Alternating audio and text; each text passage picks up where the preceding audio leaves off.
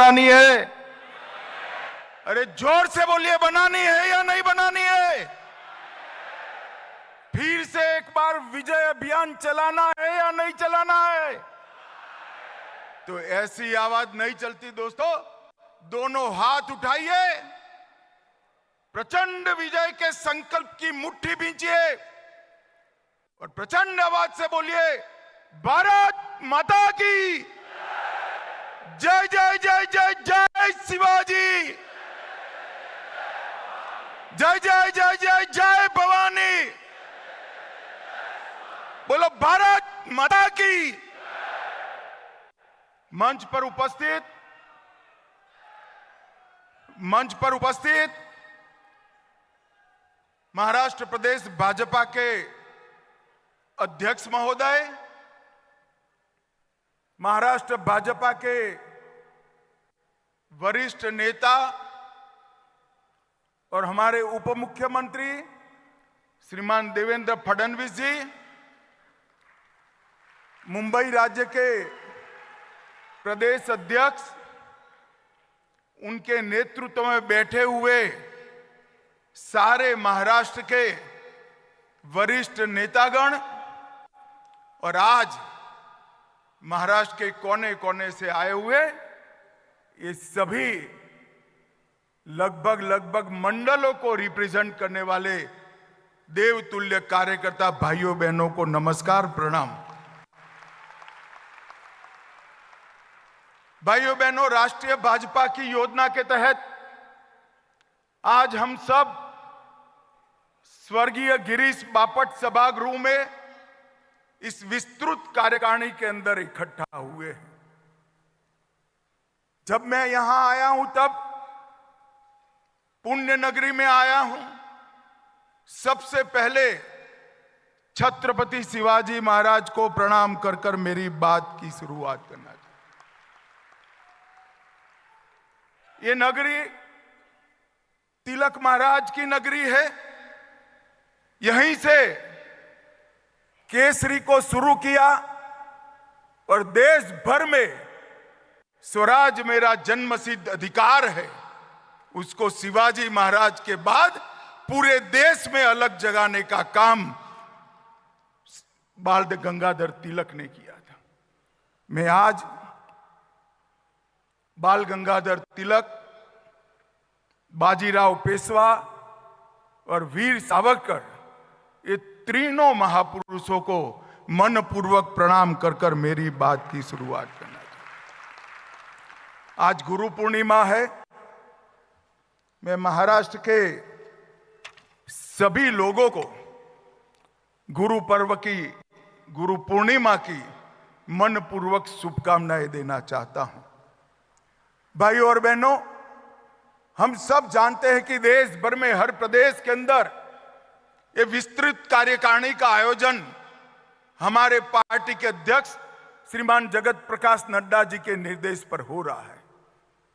परंतु महाराष्ट्र की ये पुणे नगरी में विस्तृत कार्यकारिणी का एक अलग स्वरूप भी है, अलग उद्देश्य भी है। हमने विस्तृत कार्यकारिणी देश भर में 2024 के चुनाव के बाद फिर से एक बार हमारे कार्यकर्ता हमारे विजय अभियान में लग जाए, इसके लिए बुलाई है। परंतु महाराष्ट्र के अंदर ये विस्तृत कार्यकारिणी 2014 के चुनाव की समीक्षा के साथ साथ 2024 की चुनाव की समीक्षा के साथ साथ 2024 में फिर से एक बार कमल फूल की युति सरकार बनाने के लिए बुलाई और इसलिए आप सभी को निमंत्रित किया है। मैं सबसे पहले आप सभी कार्यकर्ताओं का मनपूर्वक अभिनंदन और आभार पार्टी की ओर से प्रकट करना चाहता हूं। कड़ी धूप के अंदर मैंने महाराष्ट्र के कार्यकर्ताओं को ये चुनाव अभियान के अंदर दौड़ते हुए देखा है, पसीना बहाते हुए देखा है, परिणाम के लिए पल पल जूझते हुए देखा है। और मैं आज कहने आया हूं कि महाराष्ट्र के हर कार्यकर्ता ने परिश्रम की पराकाष्ठा कर कर भारतीय जनता पार्टी को यश दिलाने का काम किया है। और भाई और बहनों, जब हम आज यहां आए हैं तो परिणाम हमारे सामने। 60 साल के बाद पहली बार देश में किसी एक नेता को तीसरी बार प्रधानमंत्री लेने का, शपथ लेने का यश मिला है, तो वो हमारे नेता नरेंद्र मोदी जी को मिला। लगातार 3 बार मोदी जी प्रधानमंत्री बने, प्रधानमंत्री बनने की हैट्रिक लगाई।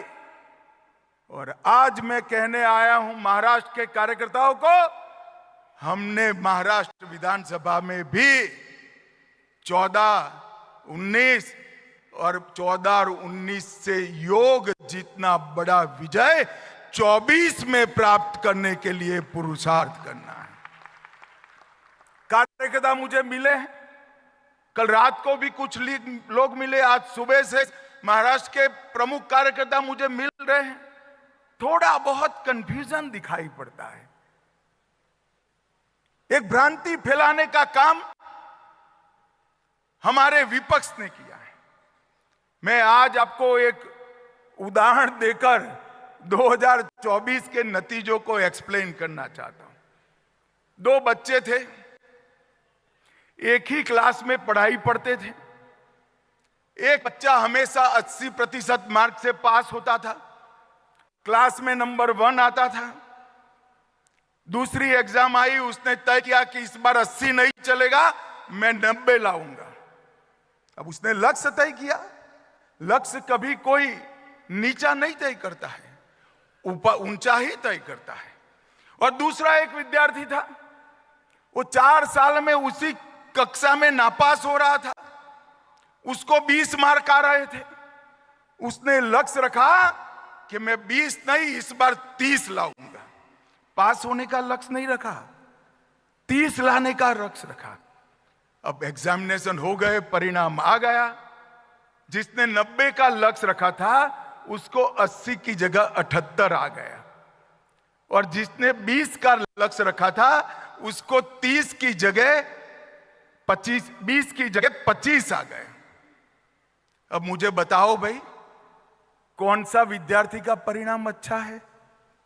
जरा बताओ, 80 वाले का अच्छा है या 20 वाले का अच्छा है? एक बात मुझे सभी कार्यकर्ता बताएं, जो विजयी होता है उसकी सरकार बनती है। भारत में सरकार किसकी बनी है? जरा जोर से बोलो, किसकी बनी है? विपक्ष में कौन बैठा है? तो विजयी कौन बना है? अरे मैंने तो पहली बार ऐसा देखा है कि 30 मार्क का लक्ष्य लेकर 25 प्राप्त करने वाला बच्चा अहंकार में आ गया, और 90 का लक्ष्य रखकर 78 वाला पसोपस में पड़ गया। मैंने मेरे राजनीतिक जीवन में कई जय पराजय देखे, परंतु मैंने जीवन में कई लोगों को जीतने के बाद अहंकारी होते हुए भी देखा है। जीतने के बाद अहंकार आना, इसका आपको सैकड़ों उदाहरण दुनिया भर की राजनीति में मिलेगा, मगर एक अनूठा उदाहरण राहुल गांधी दुनिया को दे रहे। वो हारने के बाद अहंकारी हो गए। भाइयों और बहनों, मैं आज आपको बताने आया हूं, भारतीय जनता पार्टी को 240 सीटें मिली, एनडीए को 300 सीटें मिली, और पूरे इंडी अलायंस को इकट्ठा होकर 240 सीटें नहीं मिली है। ये हमें याद रखना है। भाई और बहनों, 14, 19 और 24 तीनों चुनाव का अगर योग कर देते हैं कांग्रेस पार्टी की सीट का, तो भी 240 नहीं होता, जिसका हमें 24 में मिला है।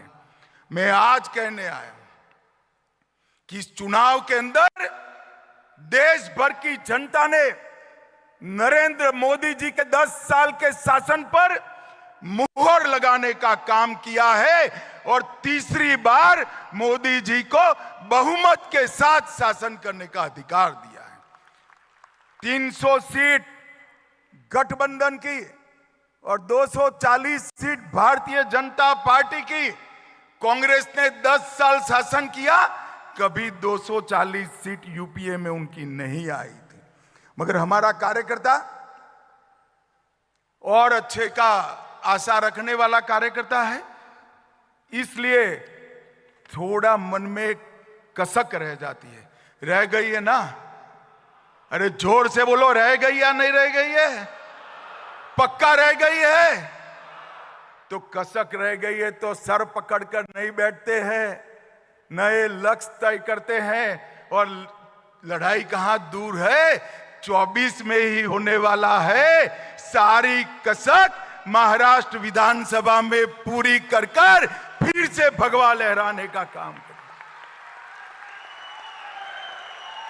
मैं आज कहने आया हूं कार्यकर्ता को, हम 2 सीट प्राप्त कर एक बार हुई थी, राजीव गांधी ने हमें तंज कसा था, हम 2 हमारे 2।